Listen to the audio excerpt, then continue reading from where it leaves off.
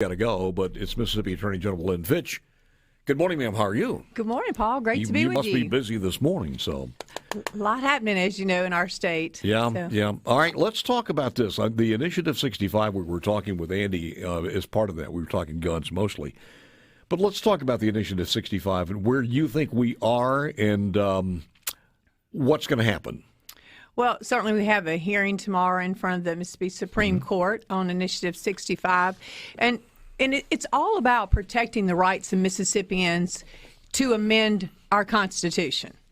It's not on the subject of medical marijuana. This is strictly about protecting the rights of Mississippians to amend their Constitution. And I think that's important for all of our listeners to understand. This is not about the substance. This is about protecting your rights.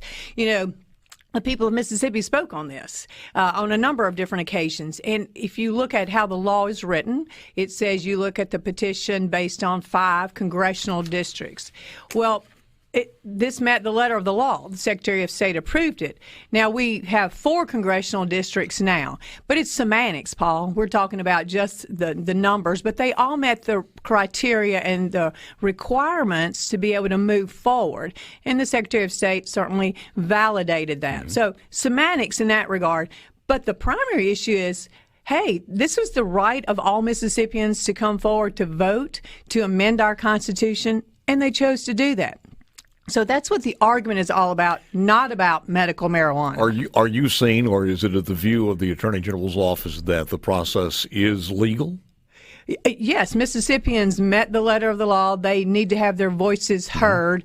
And so that is what the argument is all about. It's truly not about substance. Yeah. It's about they chose to go to the voting precincts and vote with the expectation that their vote would be counted. And this is a defending of their rights along those lines. Now, Paul, this is a critical vote because you have to remember that if they were to rule the other way, it will void a number of very important issues that are important to all Mississippians. It'd go back for 20 years, and it would void eminent domain. It would void voter ID. So stop and think about that in context with what's happening in Georgia. I'm a little confused because I've had people on the air who says there's possibilities of several caveats that may not be the case. Are you seeing that there's no way that the Supreme Court could look at this particular case and divide them or separate them from others?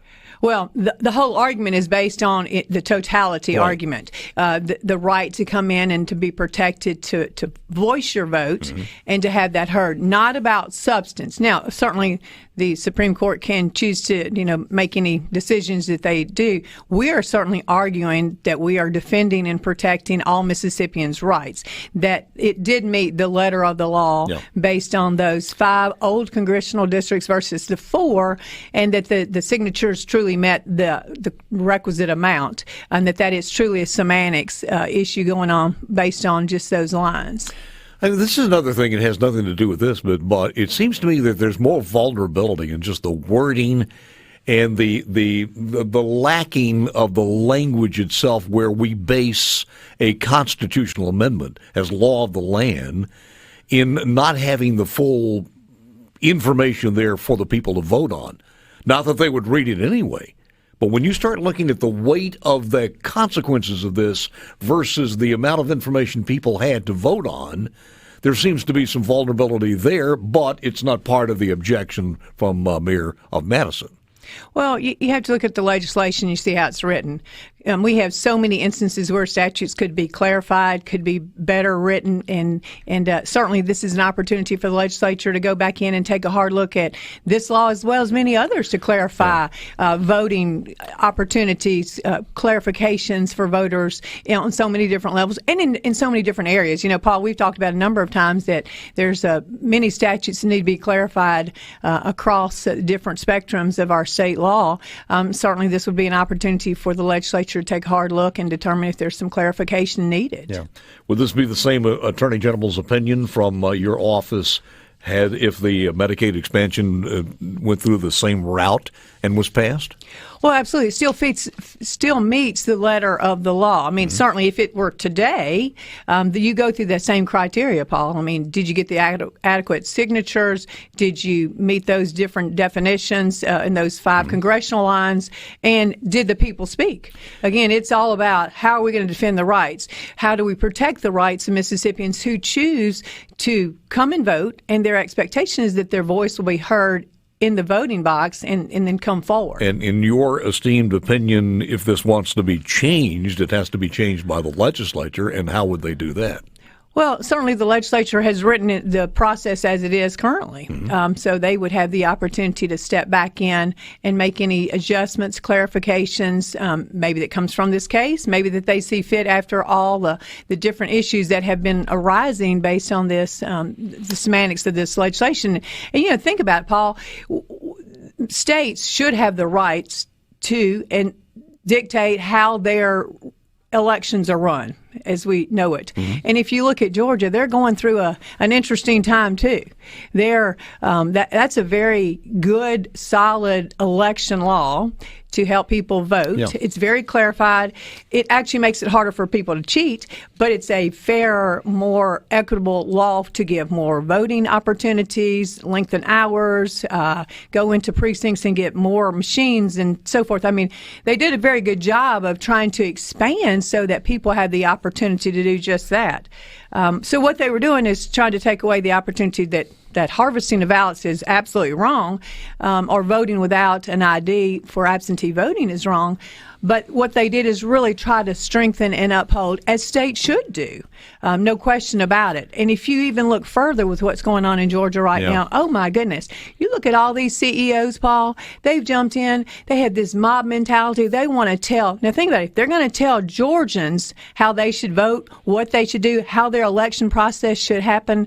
Then what's to say they're not going to then start on every state doing just that? And I'm just really appalled at the behavior of these CEOs. Delta, Coke, the major baseball league, just a few of those. Think about this. If you have to have an ID to get on a Delta plane, which you do, every one of us has to show a valid ID before we get on. I understand that. Or if you're going to go pick up your tickets at will call at your baseball game, what are they going to ask you for? A valid ID. Or you want to cash a check.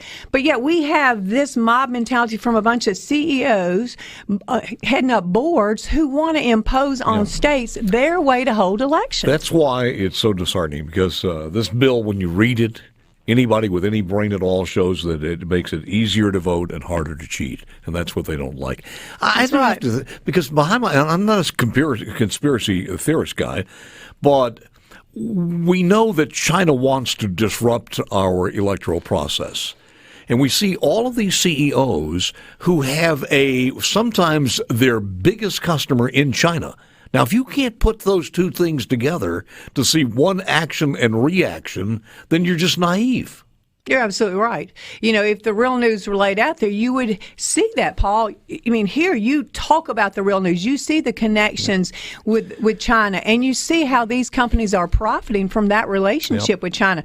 But yet, that's not being talked about, how they're taking advantage of United States citizens and businesses and leveraging here based on China and taking advantage of all United States citizens. Should the legislatures look at this? Because if we've got the Wildlife Fund threatening an initiative. We've got Medicaid expansion threatening an initiative. There is a couple of people talking about some educational funding balance on education.